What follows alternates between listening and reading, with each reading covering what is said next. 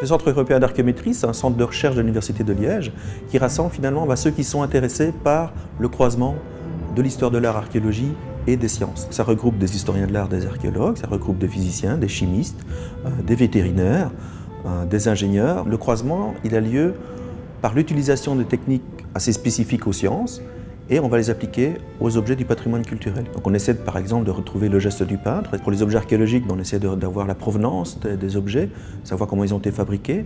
Donc ça, c'est un des pans de notre recherche. Mais l'autre pan, c'est plutôt vers la conservation des œuvres d'art, où on essaie de déterminer à quelle vitesse et quels sont les phénomènes qui rentrent en jeu dans la dégradation des œuvres.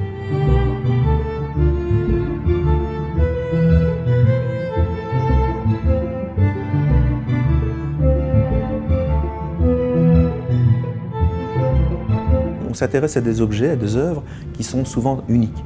Donc on doit essayer d'obtenir le maximum d'informations sans prélever, sans dégrader. Nous avons ici sur l'écran deux photos différentes, mais pourtant du même tableau.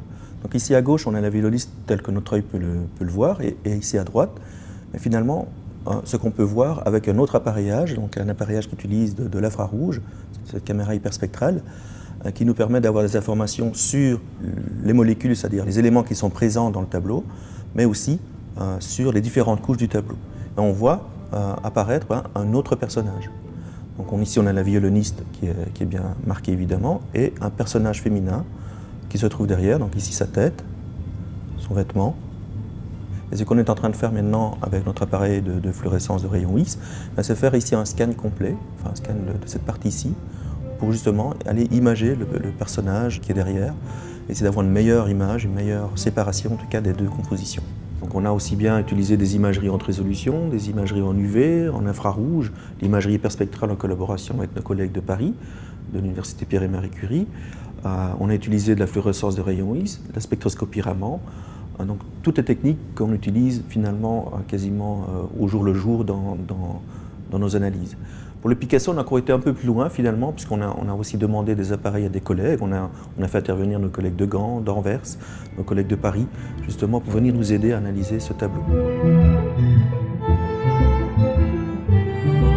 On ne déplace plus l'œuvre ou l'objet dans le laboratoire, c'est nous qui nous déplaçons.